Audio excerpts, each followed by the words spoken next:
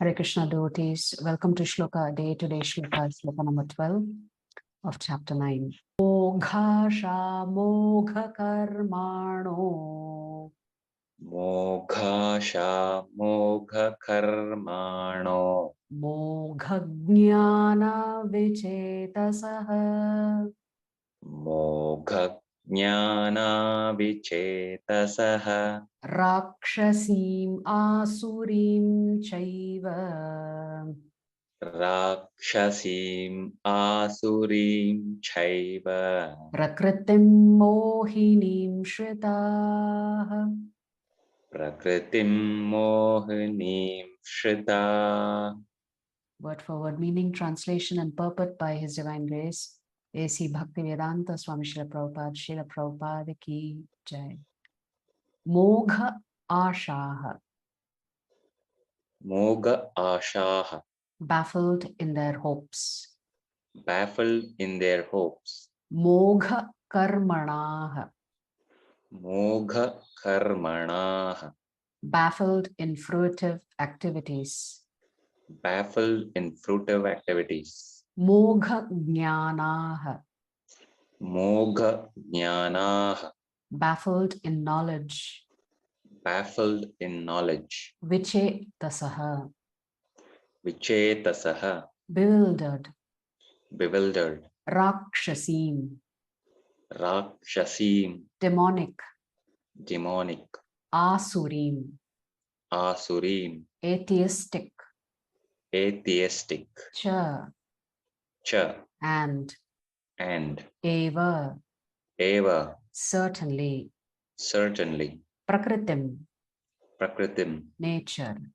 Nature. Mohinim, Mohinim. bewildering. Bewildering. Shritaha, Shritaha. taking shelter of. Taking shelter of. Translation, those who are thus bewildered Those who are thus bewildered are attracted by demonic and atheistic views. are attracted by demonic and atheistic views. In that deluded condition, In that deluded condition, their hopes for liberation, their hopes for liberation, their fruitive activities, their fruitive activities, and their culture of knowledge are all defeated. and their culture of knowledge are all defeated. So in yesterday's shloka, the Lord said that fools deride him when he descends in his human form, and such people do not understand his transcendental nature. So in continuation of that shloka, the Lord is stating here that such people who do not believe that the Lord has a form, they get even more bewildered, and ultimately they end up becoming atheists. In that deluded condition, any hopes that they have for even moksha or for succession of their fruitive activities, or even their the culture of acquiring knowledge, everything gets defeated. So let's look at what Prabhupada writes, and then we will discuss the shloka. So what happens to those who deride Sri Krishna? That is what is described in this particular shloka. So Prabhupada writes that there are many devotees who assume themselves to be in Krishna consciousness and devotional service, but at heart do not accept the Supreme Personality of Godhead Krishna as the absolute truth. For them, the fruit of devotional service, going back to Godhead, will never be tasted. Similarly, those who are engaged in fruitive pious activities and who are ultimately hoping to be liberated from this material engagement will never be successful either, because they deride the Supreme Personality of Godhead, Krishna. In other words, persons who mock Krishna are to be understood to be demonic or atheistic. As described in the 7th chapter of Bhagavad Gita, such demonic miscreants never surrender to Krishna. Therefore, their mental speculations to arrive at the absolute truth bring them to the false conclusion that the ordinary living entity and Krishna are one and the same. So the Mayavadis believe that I am Brahman, you are Brahman, and we are all Supreme Brahman. It's just that we have forgotten it because of the influence of mind. With such a false conviction, they think that the body of any human being is now simply covered by material nature, and that as soon as one is liberated from this material body, there is no difference between God and himself. So this is the actual core philosophy of Sripad Adi Shankaracharya, that all of us are Brahman.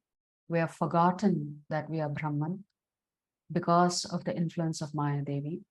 And once we come out from the influence of Maya Devi, we will go back to our original position as Supreme Brahman.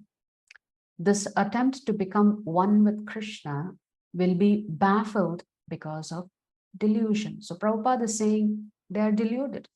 We can never be the Supreme Brahman. We are Brahman with a small b. But the Supreme Brahman is Lord Krishna. We can never be Lord Krishna.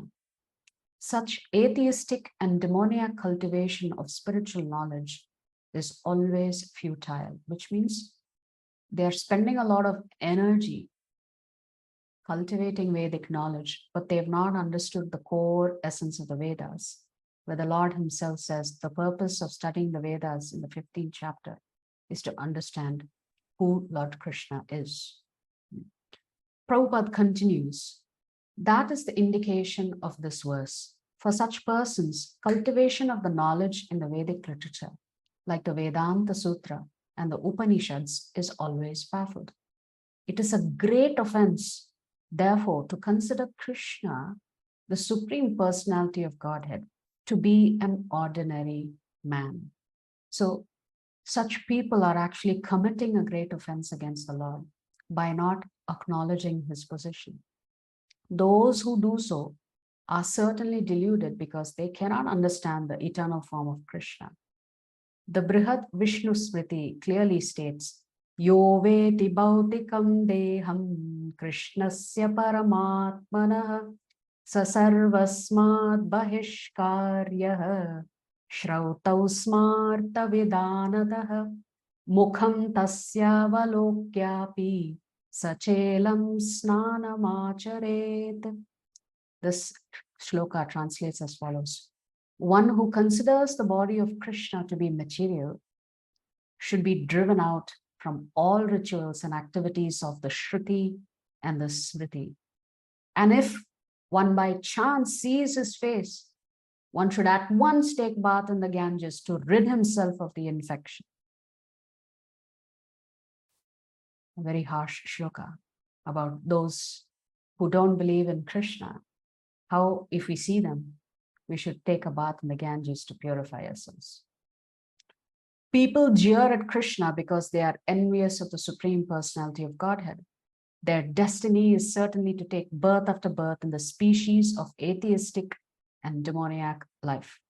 Perpetually, their real knowledge will remain under delusion, and gradually they will regress to the darkest region of creation. So how do we understand the shloka from the Brihad Vishnu Smriti that states that if we see somebody or if we come into contact with somebody who is a Mayavadi, that we should immediately purify ourselves by taking a dip in the Ganges River? Well, let's look at the process of infections. In the physical world, if your body is infected, your doctor may give some medication to help you overcome that infection. But if the infection is so severe and it is contagious, what does the doctor do? He issues a quarantine. He isolates you so that not only does it give you an opportunity to cure yourself through isolation, but you also don't end up infecting others. So you could say in the spiritual realm, we all have different infections of our consciousness. So depending on the severity of the infection, appropriate spiritual methods are recommended for us to overcome that infection. So in the case of quarantine, when it comes to spirituality, all the shloka is indicating is that if we want to avoid getting infected with the thought process that Krishna is just an ordinary human person with extraordinary feats, then we should avoid contact with those who have that severe contagious infection of believing that Krishna is an ordinary human being. So we have to quarantine ourselves or avoid associating with those people who have this belief system. Because if our immune system is weak, in this case, if our consciousness is not firm in Krishna, then we should protect ourselves by avoiding contact with those who are severely infected with this case of Krishna as an ordinary human person. So depending on your level of consciousness, you have to understand this shloka that way. If your faith is firm in Krishna, and if you are convinced that Krishna is the Supreme Personality of Godhead, then one need not worry, but at the same time, one has to be cautious.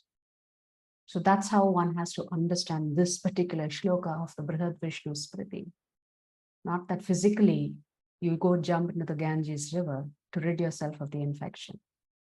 So one way we can continue to rid ourselves of the infection is to continue to chant the holy names of the Lord, as we read in the Navamrita earlier today. So that's the essence of the shloka. The Lord is simply stating, if you march down the path where you think that I'm an ordinary human being, this is your ultimate destination. You're going to degrade into demonic life. You're eventually going to become an atheist. And therefore, whatever hopes and dreams that you had of achieving Supreme Brahman, or maybe getting some benefits from your karmic activities, or even cultivating knowledge of the Vedic scriptures, Krishna says all of that will be defeated. Defeated by what? Defeated by death and the process of birth again. So that's how we need to understand this particular shloka. If you like our videos, please subscribe to our channel and turn on the bell notification. If you'd like to join our classes every day, please check the details in the description section of this video. We look forward to serving you.